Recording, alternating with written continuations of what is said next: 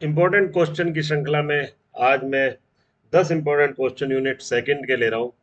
Unit second जो BSc part third के अंदर है, इसमें दो चैप्टर है। एक तो आपके आ गया फैट ऑयल एंड डिटर्जेंट और दूसरा आपके आ गया हेट्रोसाइक्लिक कंपाउंड यानी विषम चक्रीय यौगिक। अब ये इम्पोर्टेंट क्वेश्चन है। ये कोई आवश्यक नहीं कि एग्जाम में ये आए, लेकिन आपके लिए यूं महत्वपूर्ण हो जाएंगे कि आपकी जो एक पढ़ाई की कंटिन्यूटी है वो इससे बन जाएगी। तो सबसे पहला हमने लिया अति एरोमेटिक यौगिक से क्या तात्पर्य। तो अति aromatic what is mean by super aromatic compound. आपको इस चैप्टर में सबसे इंपॉर्टेंट चीज जो है वो आपको एक तो जो 5 मेंबर वाले है, 5 मेंबर विषम चक्रीय यौगिक और एक 6 सदस्य विषम चक्रीय यौगिक है, उनकी आपको रेजोनेटिंग स्ट्रक्चर पता होनी चाहिए। तो जैसे मान लो मैंने इसी की रेजोनेटिंग स्ट्रक्चर बनाई, 5 मेंबर में आपके थायोल है कोर्स के अंदर, पायरोल है और फ्यूरेन है। तो मान लो मैंने आपकी ये थायोल वाली ही ली या कोई भी हमने एक्स हमने यहाँ पर लिखा है, इन में से कोई भी हो सकता है ये। तो हम कहते हैं कि जैसे हमने लिए लॉन पेयर है, ये इधर की तरफ शिफ्ट हुए, तो आपके इलेक्ट्रॉन कहाँ पर जाएंगे, यहाँ पर जाएंगे। तो ये आपके कैसे बनेगी स्ट्रक्चर, इस प्रकार से एक्स यहाँ पर इसके ऊपर पॉजिटिव चार्ज और ये आपके आ गया नेगेटिव चार्ज। फिर आपने वापस से करा, ये इलेक्ट्रॉन इधर की तरफ शिफ्ट हुए, तो ये इलेक्ट्रॉन आपके कहाँ जाएंगे, यहाँ जाएंगे। तो ये आपने क्या करा, वापस से एक्स, यहाँ आपके आ गया नेगेटिव चार्ज और ये आपके आ गया डबल बॉन्ड और ये आपके आ गया पॉजिटिव चार्ज यहाँ पर। अब वापस से आपने क्या करा, ये इधर की तरफ शिफ्ट हुए, तो ये नेगेटिव चार्ज इधर आ जाएगा। यानी वापस से क्या आ जाएगा, नेगेटिव चार्ज एक तरह से ये सभी के ऊपर घूमेगा। तो ये आपके आ गया एक्स, यहाँ ये डबल बॉन्ड आ गया ये रहा, और यहाँ पर आपके क्या आ गया, ये डबल बॉन्ड यहाँ बता देता हूँ, ये यहाँ पर आ गया नेगेटिव चार्ज और यहाँ पर आपके इस तरह से, और अब लास्ट आ गया ये इधर की तरफ और ये इधर नेगेटिव चार्ज। तो यानी कि हमने कैसे करा, ये फिर वापस से हमने करा, तो ये आपके एक्स इसके ऊपर तो है ही पॉजिटिव चार्ज, इधर आ गया, इधर आपके आ गया नेगेटिव चार्ज, और लास्ट ये वापस से जो ओरिजिनल स्ट्रक्चर है ये वाली आपको प्राप्त हो जाएगी। तो हमने ये देखा कि इस प्रोसेस में हम देख रहे हैं कि यहाँ जो हमको स्ट्रक्चर हो रही है वो डाइपोलर या आयनिक स्ट्रक्चर प्राप्त हो रही है, यानी रेजोनेंस में। जबकि बेंजीन में अगर हम लेते हैं, बेंजीन की अनुनादी संरचना हमें पता है, एक तो एक एकुले संरचना होती है और दूसरी हमारे पास कौन सी होती है, डेवार संरचना होती है, ये इस प्रकार से जो होती है। और आयनिक संरचना का योगदान तो अत्यंत कम होता है इसमें, तो एक एकुले संरचना हो गई, फिर डेवार हो गई, और आयनिक संरचना का योगदान कम है। तो यदि रेजोनेंस में आयनिक संरचना का योगदान, अगर आयनिक संरचना का योगदान कम होगा तो ही वह स्थायी होगी, लेकिन आयनिक संरचना का योगदान अगर अधिक है तो वो कम स्थायी होगी। तो यहाँ मैंने लिखा भी विषम चक्रीय यौगिकों में अनुनादी संरचना में डाइपोलर द्विध्रुवीय या आयनिक संरचना का योगदान अधिक रहता है, परंतु बेंजीन में आयनिक संरचना का योगदान अनुनाद में अधिक नहीं होता, इसलिए बेंजीन से ये अधिक क्रियाशील होंगे, परंतु ये बेंजीन से कम स्थायी होंगे, कम एरोमेटिक स्थायित्व लिए हुए होंगे। तो ये इनकी क्रियाशीलता का क्रम होता है, यानी बेंजीन, थायोल, फ्यूरेन, पायरोल। और ये आपको साथ ही मैंने रेजोनेंस एनर्जी का या एरोमेटिक करेक्टर का भी क्रम लिखा है। क्यों लिखा है भाई, हमें पता है कार्बन, नाइट्रोजन, ऑक्सीजन, सल्फर, अगर हम यूं देखें तो सल्फर की इलेक्ट्रोनेगेटिविटी जो है वो कम है नाइट्रोजन से और नाइट्रोजन की है ऑक्सीजन से। तो अब यहाँ सल्फर जो है वो आसानी से इलेक्ट्रॉन दे देता है इसमें, इससे जो रेजोनेंस में। तो ये जो होगा ये क्या होगा, एरोमेटिक ज्यादा स्थायित्व होगा, और नाइट्रोजन उतना आसानी से नहीं देता और ऑक्सीजन की इलेक्ट्रोनेगेटिविटी अधिक होने से वो आसानी से बिल्कुल भी नहीं देगा।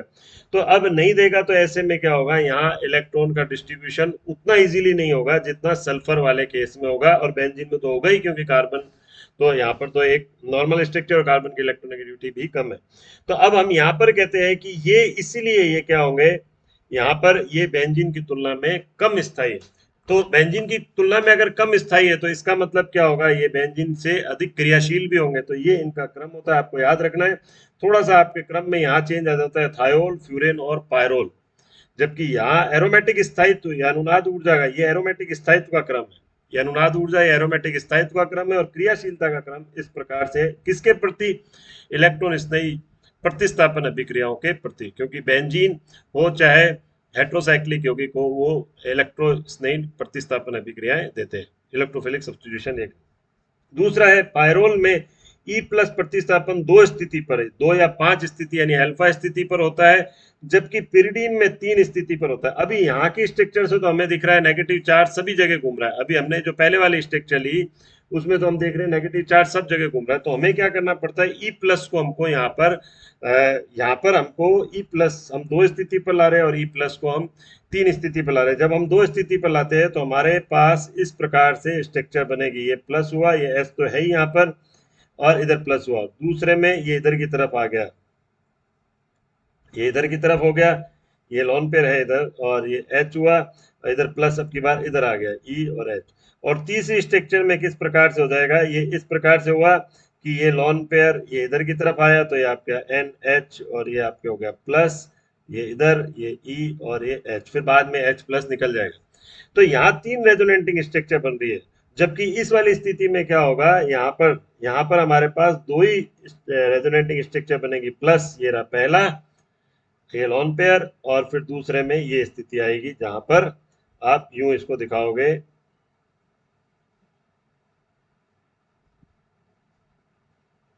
और फिर बाद में तो H प्लस निकल जाएगा और ये E इसमें जुड़ा रह जाएगा। तो तीसरी स्थिति पर हो गया, यहाँ दूसरी स्थिति पर हो गया, मैं पहले आपको बता चुका हूँ। तो यहाँ पर हम देख रहे हैं 2 रेजोनेटिंग स्ट्रक्चर है, जबकि यहाँ वाले केस में 3 रेजोनेटिंग इंटरमीडिएट केस, इसलिए ये इंटरमीडिएट स्टेबल है, इसलिए ये रिएक्शन इस तरफ होगी। तो 2 या 5, ये 2 या 5 स्थिति पर इलेक्ट्रोफिलिक सब्स्टिट्यूशन होगा। जबकि इसकी अगर हम देखते हैं, किसकी बात करते हैं, पिरिडीन की। पिरिडीन में हम यूं एक अलग से मैं यहाँ बना देता हूँ आपके पिरिडीन का, एक बार ये स्ट्रक्चर हमने ली, ये रेजोनेटिंग स्ट्रक्चर हम ले रहे हैं इसमें, इस तरह से हमने ली। तो अब ये मैं इसको बाहर की तरफ दिखा देता हूँ लोन पेयर को, ये एन। अब अगर मान लो मैं इधर की तरफ करता हूँ इसको रेजोनेटिंग स्ट्रक्चर में, तो हम कहेंगे ये एन, ये पॉजिटिव चार्ज, ऐसे ही ये यहाँ गया। तो हम देख रहे हैं 2 और 4 स्थिति में तो यहाँ पर क्या होता है, ये पॉजिटिव चार्ज, ऐसी 6 पर भी आ जाएगा पॉजिटिव चार्ज, ये इस तरह से।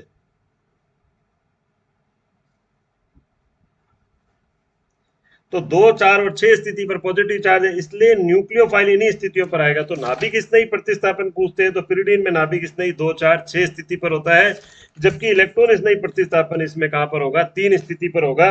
और उसका कारण मैं आपको वीडियो में बता चुका हूं पहले कि 3 पर अगर जब ये अटैक करता है तो ऐसी स्थिति में क्या होता है, जैसे हम एक बार 3 पर अटैक करके बता देते हैं। ये मैंने मान लो 3 पर अटैक करा, ये एच, यहाँ अभी हम कह रहे हैं ये इलेक्ट्रॉन थे तो यहाँ पर आगे पॉजिटिव, ये इधर की तरफ गया तो ऐसे के ऐसे यहाँ पर गया, ये रहा ई, ये एच, ये एन, ये इस तरह से यहाँ पॉजिटिव आया, और फिर ये अब की बार यहाँ पॉजिटिव आया।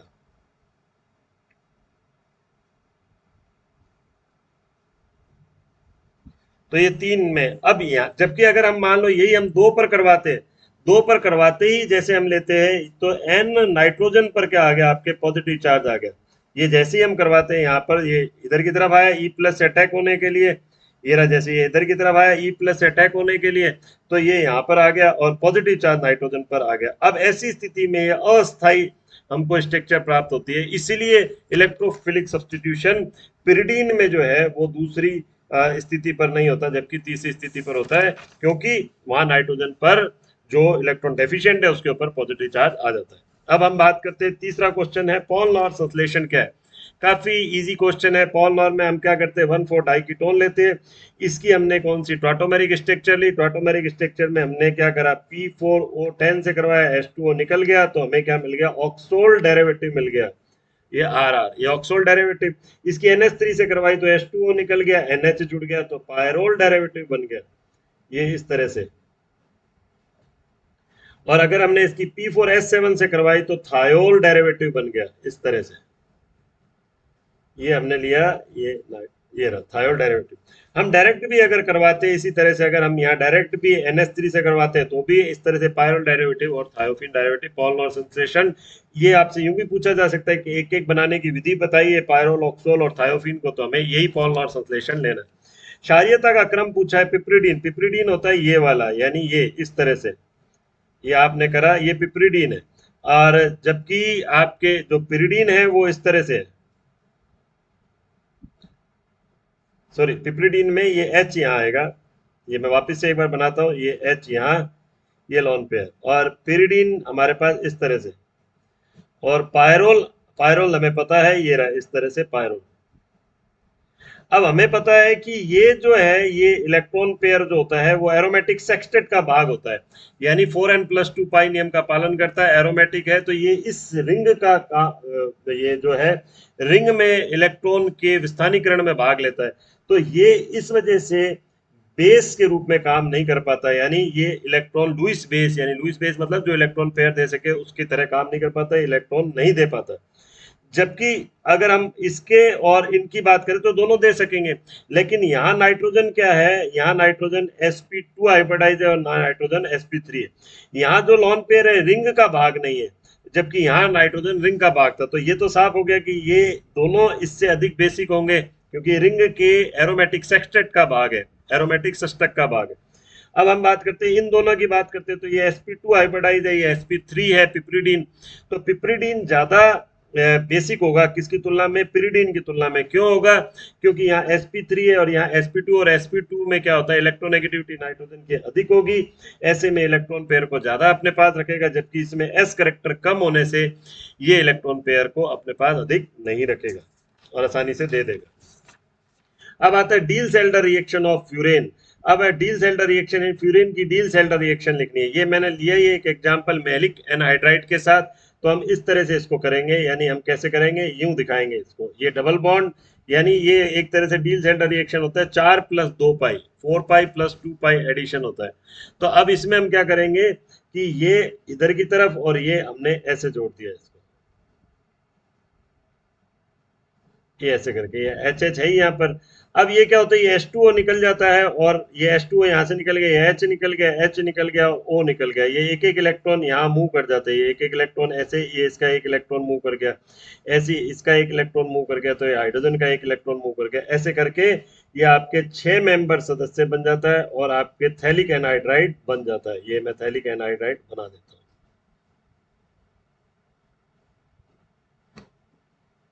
ये रहा इस तरह से हो गया ये फ्यूरेन की। अब आता है एक और रिएक्शन है कि एसिडिक प्रॉपर्टी ऑफ पायरोल, इसी के अंदर आएगा, 5वें क्वेश्चन के अंदर ही आएगा, acidic property of pyrrole. Pyrrole का ये एसिडिक प्रॉपर्टी अम्लीय गुण दर्शाना है, तो साफ है कि ये नाइट्रोजन की इलेक्ट्रोनेगेटिविटी अधिक है, ये एरोमेटिक सेस्टेक के वजह से नाइट्रोजन चूंकि इलेक्ट्रोनेगेटिव भी है, तो ये अपनी तरफ NH बॉन्ड के इलेक्ट्रॉन को खींचता है। तो ये NH बॉन्ड के इलेक्ट्रॉन जब इसकी तरफ जाएंगे, नाइट्रोजन sp2 हाइब्रिडाइज भी है यहाँ, तो NH बॉन्ड के इलेक्ट्रॉन जब इसकी तरफ जाएंगे तो ये हाइड्रोजन को प्रोटॉन के रूप में दे सकता है बेस की प्रेजेंस में। अब यहाँ नेगेटिव आ गया तो अनुनाद द्वारा स्थायी है, इसलिए ये क्या है, स्टेबल है। अब आती है नेम रिएक्शन। नेम रिएक्शन में बहुत सिंपल सा, ये पूछी जा सकती है आपसे, आपको डायरेक्ट लिखनी आ सकती है कि Kolbe reaction, Reimer Tiemann, Friedel Crafts, Gattermann. तो हमने ये लिखा है कि सबसे पहले ये रहा पायरोल की हमने ली इससे, तो हमें बना ये रहा, इस स्थिति पर कार्बोक्सिलिक ग्रुप आ जाता है, क्योंकि अभी मैंने कहा था आपको दो इलेक्ट्रॉन स्नेही प्रतिस्थापन 2 स्थिति पर या 5 स्थिति पर होता है। इसी तरह से इसमें हमने लिया, ये हमको पता ही है, लुईस अम्ल की उपस्थिति में लेते हैं, तो ये हमारे पास कौन सी होगी, Friedel Crafts, Friedel Crafts CH3COCl या एसिटिक एनहाइड्राइड लिया, और लुईस एसिड की प्रेजेंस में होती है, तो AlCl3 भी यहाँ आ सकता है। तो ये हमें पता है यहाँ पर क्या आ जाएगा, COCH3 आ जाएगा। इसमें क्या आएगा, इसमें CHO आएगा यहाँ पर, और इसी में एक और भी एग्जाम्पल है, यहाँ Cl भी हो जाएगा, ये रहा, ये भी बनता है इसमें, ठीक है, पिरिडीन भी बनता है, क्लोरोपिरिडीन आ गया है इसमें। इसमें यहाँ पर NH HCN HCl, और ये भी यहाँ पर क्या आ जाएगा, आपके CHO आ जाएगा। तो ये आपके क्लियर होगी बात आपको कि एक में तो COH आ रहा है, एक में COCH3 आ रहा है, एक में CHO, इसमें भी CHO आ रहा है, छठा हो गया। अब आ रहा है पिरिडीन की संरचना व एरोमेटिकता को दर्शाइए। अब मैं यहाँ डिटेल में आपके नहीं ले रहा आपको, क्योंकि ये बड़ा क्वेश्चन है, आपको मैं पहले बता चुका हूँ पिरिडीन की संरचना व एरोमेटिकता के बारे में। इसमें हम कह चुके हैं कि भाई जो इसका रासायनिक फॉर्मूला है वो C5H5N है, और इसके अलावा इसमें 11 पॉइंट मैंने आपको बताए थे। नाइट्रोजन जो है वो तृतीयक प्रकृति का है, तृतीयक प्रकृति यानी टर्शरी नेचर का है, और इसके अलावा मैंने इसका जो फॉर्मेशन है वो बताया था, इसके बनाने की विधि जैसे हम बेंजीन को बनाते हैं, तो बेंजीन को हम ऐसे ही तो बनाते हैं, 3 आप एल्काइन को जब रेड हॉट ट्यूब से पास करते हो तो क्या बनता है, बेंजीन बनता है। तो हम यहाँ पर हम क्या करते हैं, HCN ले लेते हैं, ये CN ले लिया हमने, तो हमारे पास क्या बन जाएगा, ये बन जाएगा। तो इस तरह से पिरिडीन बन गया। इसी प्रकार जो है इसमें रिडक्शन जब हम करवाते हैं, जैसे भाई 3 डबल बॉन्ड है तो रिडक्शन यानी हम 3 मोल हाइड्रोजन से निकल की प्रेजेंस में करवाए रिडक्शन, तो ऐसी स्थिति में क्या हो जाता है, ये पिप्रिडीन बना लेता है। यानी कि इसमें या तो 3 डबल बॉन्ड है, या फिर हम 3 double bond, 3 carbon carbon double bond है, या 2 कार्बन कार्बन डबल बॉन्ड और 1 कार्बन नाइट्रोजन डबल बॉन्ड इसके अंदर उपस्थित है। इसी प्रकार इसमें आ जाता है कि एडिशन रिएक्शन नहीं देता, तो एडिशन रिएक्शन बेंजीन में नहीं देता। इसी प्रकार मैंने आपको बताया था ऑक्सीडेशन रिएक्शन सिंपल नहीं देता। ये जो है बेंजीन के इलेक्ट्रोफिलिक जो सब्स्टिट्यूशन रिएक्शन है बेंजीन के समान देता है। और अब इसकी जो अनुनादी संरचनाएं दर्शाती है कि ये जो है हम इसको अनुनादी संरचना इसको दर्शाती है कि हम इसको एस फॉर्म में नहीं लिख सकते, क्योंकि इसमें आयनिक संरचनाएं आती है, आयनिक संरचना का योगदान भी होता है। इसलिए हमें पिरिडीन को हमेशा इस फॉर्म में, कैकुले फॉर्म में लिखना चाहिए, ना कि हमें क्या करना चाहिए, ऐसे इलेक्ट्रॉन का डीलोकलाइजेशन होता है जैसे बेंजीन में है उस तरह से नहीं लिखना है हमको। ये गलत है संरचना लिखना। जैसे बेंजीन में तो लिख सकते हैं हम रेजोनेंस हाइब्रिड स्ट्रक्चर, लेकिन इसमें हम कैकुले संरचना के रूप में लिख सकते हैं, क्योंकि ये मेनली आवेशित होती है, चार्ज स्ट्रक्चर होती है, तो इसमें समान रूप से इलेक्ट्रॉन का डिस्ट्रीब्यूशन नहीं होता। ठीक है, अब नेक्स्ट आ जाता है हमारा ऑयल एंड फैट। ये आपको डिटेल में आपको मैं बता चुका हूं पहले। अब ऑयल और फैट वाले की हम बात करते हैं, हार्डनिंग ऑफ ऑयल और रेंसिडिटी। इस पर क्वेश्चन पूछा जा सकता है, ये आपका 8वां नंबर क्वेश्चन है। हार्डनिंग में तो सिंपल है कि अपने ऑयल जो हम लेते हैं उसमें क्या होता है, यहाँ पर ये अनसेचुरेटेड होते हैं, असंतृप्त होते हैं, यानी इसमें डबल बॉन्ड है, 3 डबल बॉन्ड यहाँ पर है, तो 3s2 से करवाई तो C17H35 C17H35 C17H35 आ गया 33 33 33 की जगह। तो ये किस में बदल गया, ये बदल गया वनस्पति घी में, यानी ये आपके घी जो बनता है, ये वनस्पति घी, ये इस फॉर्म में आपके कन्वर्ट हो गया, या हार्डनिंग हो गया। ये हार्डनिंग आपके यूं पूछ सकता है, हाइड्रोजनेशन ऑफ ऑयल भी कह सकता है। तो ये अब एक आता है रेंसिडिटी। ये क्या होता है, वायु और नमी की उपस्थिति में अगर तेल लंबे समय तक रहता है तो ऐसी स्थिति में उसमें एक पर्टिकुलर स्मेल आने लग जाती है। तो वो किस वजह से होता है, नमी से, यानी H2O से, और साथ ही ऑक्सीजन से। तो हमने ये रिएक्शन लिखी है इसकी, ये रहा, हमने वनस्पति तेल लिया, इसका हमने पहले जल अपघटन करा, ये रहा जल अपघटन, यहाँ से हो जाएगा HOH, ये इस तरह से 3 मॉलिक्यूल हमने ले लिए। ये हमारे पास C17, ये H33 COH बना। फिर इसका ऑक्सीडेशन, मैंने यही कहा था, ये किस में रहता है, वायु व नमी की उपस्थिति में। तो दोनों में ये क्या आ जाएगा, दोनों के कारण ये इस फॉर्म में ये टूट जाता है, ऐसे ये बीच में इस प्रकार से टूट गया, ये 2 फॉर्म में। फिर वापस वायु की उपस्थिति में ये इसका ऑक्सीडेशन हो गया, तो ये क्या बना है, पेलेर्गोनिक अम्ल, यानी ये वाला, इससे ये रहा। और इसके अलावा यहाँ पर ये क्या बना है, इसके अंदर एजिलोइक अम्ल बना है, यहाँ एजेलोइक अम्ल बना है, एजेलेइक जिसको हम कहते हैं, एजेलेइक अम्ल कहते हैं, CH27 COH COH, ये इस तरह से इसमें बन गया। अब इसमें एंटीऑक्सीडेंट यहाँ पर डाला जाता है। अगर मान लो आपको इसमें से ये जो पर्टिकुलर जो स्मेल आ रही है उसको रोकने के लिए हम इसमें एंटीऑक्सीडेंट मिलाते हैं, जैसे हम कह भी रहे हैं प्राकृतिक वसा में विटामिन ई और एस्कॉर्बिक अम्ल जो है वो एंटीऑक्सीडेंट के रूप में उपयोग में लाते हैं। लास्ट इसमें 9वें और 10वें क्वेश्चन है, काफी इंपॉर्टेंट क्वेश्चन में से, साबुन और अपमार्जक में अंतर लिखिए। आपसे ये भी पूछा जा सकता है साबुन रहित साबुन क्या है, जिसको हम अपमार्जक कहते हैं। ये अपमार्जक यानी कि डिटर्जेंट है, वही साबुन रहित साबुन है, सोपलेस सोप, ये भी पूछा जा सकता है। तो जो सोप होता है लॉन्ग चेन फैटी एसिड का सोडियम में पोटेशियम लवण होता है, यानी ये एक तरह से यहाँ कार्बोक्सिलिक अम्ल है, जबकि यहाँ सल्फोनिक अम्ल है, उसका सोडियम पोटेशियम लवण है, वो डिटर्जेंट है। जब इसका हाइड्रोलिसिस करते हैं, बहुत इंपॉर्टेंट चीज है, इसको आप समझिए, जब इसका हाइड्रोलिसिस करते हैं तो ये यहाँ पर हाइड्रोलिसिस हुआ तो ये एसिड बना और साथ में NaOH आया, ये HOH, तो NaOH बना, यानी ये स्ट्रॉन्ग एसिड और ये वीक एसिड बना। तो इसका जो सॉल्यूशन हुआ वो क्या हुआ, बेसिक या क्षारीय सॉल्यूशन हुआ। जबकि इसका जब हमने करा डिटर्जेंट का, तो वो स्ट्रॉन्ग एसिड और स्ट्रॉन्ग बेस यानी कि न्यूट्रल सॉल्यूशन प्राप्त हुआ। तो इसलिए ऊनी रेशमी कपड़ों के लिए साबुन का उपयोग नहीं करते, क्योंकि वो बेसिक होता है, कपड़ों को खराब कर देता है, जबकि अपमार्जक का उपयोग किया जा सकता है क्योंकि वो न्यूट्रल है। दूसरा हम कहते हैं कठोर जल जो होता है उसमें मैग्नीशियम कैल्शियम आयन होते हैं, जबकि मृदु में सॉफ्ट में हम जानते हैं सोडियम पोटेशियम आयन होते हैं। तो हम क्या करते हैं कि अगर साबुन को यूज करते हैं तो वो इसके साथ अविलय लवण बना लेते हैं, साबुन अविलय लवण बना लेता है, तो ऐसे में वो बाहर निकल जाता है, तो मैल को दूर ही नहीं कर पाएगा, मैल को दूर नहीं कर पाएगा, तो ऐसे में अपमार्जक का उपयोग लेते हैं। इसलिए अपमार्जक जो है सोल्यूबल सॉल्ट बनाता है, भाई घुलेगा तभी तो आप उसको उपयोग में ला सकोगे, सोल्यूबल सॉल्ट बनाता है। तो इसीलिए कठोर व मृदु दोनों के साथ ही अपमार्जक को उपयोग में ला सकते हैं। अपमार्जक एक तरह से कैल्शियम मैग्नीशियम को अलग कर उसे सॉफ्ट बनाने का भी काम करता है। आपसे कई बार इसी में एक रिलेटेड पूछा जा सकता है, बायोडिग्रेडेबल और इनवर्ट जो होते हैं डिटर्जेंट वो क्या होते हैं। तो एक सिंपल सी बात है, मैंने अभी लिया था ये वाला पार्ट लिया है। ये सोप और डिटर्जेंट में क्या होता है, एक तो होता है नॉन पोलर पार्ट होता है और दूसरा होता है आयनिक। यहाँ अभी तक जितने भी हम डिटर्जेंट या सोप लेते हैं ज्यादातर उसमें क्या होता है, ये पार्ट नेगेटिव ही होता है, ये रहा नेगेटिव। लेकिन अगर आपने नेगेटिव की जगह क्वाटनरी सॉल्ट ले लिया, ये रहा NCS3 इस तरह से Cl, तो ये जो आपने लिया यहाँ पर, ये क्वाटनरी सॉल्ट लेने पर ये डिटर्जेंट जो होता है एक तरह से पॉजिटिव आयन वाला हो गया। यहाँ नेगेटिव है, ये रहा नेगेटिव, ये रहा नेगेटिव, ये पॉजिटिव आयन वाला पार्ट ले लिया। तो ये क्या करता है, ये इसमें आपके इसको इन्वर्ट जो इन्वर्ट आप कह सकते हो कि प्रतीप डिटर्जेंट या इन्वर्ट अपमार्जक इसको कहा जा सकता है। इसी तरह से एक होते हैं कि जो बायोडिग्रेडेबल होते हैं, वो है सूक्ष्म जीवाणु द्वारा अपघटित हो जाते हैं, जिससे इनके निकास की समस्या नहीं रहती। और इसमें हमने एक एग्जाम्पल लिया है, ये मैंने इस तरह से लिखा हुआ है यहाँ पर, ये रहा CH3 CH2N+1 CH2, ये रहा इधर की तरफ SO3 Na+, और ये आपको याद रखना है एग्जाम्पल। अब लास्ट आता है क्लीनिंग एक्शन यानी अपमार्जन क्रिया क्या है, इसी में माइसेल का पूछा जा सकता है रिलेटेड। तो हमने ये कहा है कि जो साबुन सोप और डिटर्जेंट होते हैं लॉन्ग चेन फैटी एसिड होते हैं, यानी कि ये बहुत बड़ा एल्किल समूह होता है। मैंने अभी लिया भी था C17H33 C17H35 इस तरह से। तो ये आपके जो नॉन पोलर पार्ट होता है तो हाइड्रोकार्बन पार्ट होता है, हाइड्रोकार्बन पार्ट है। और जबकि ये होता है इसका आयनिक पार्ट, जैसे CO- या SO3। तो ये नेगेटिव पार्ट इधर।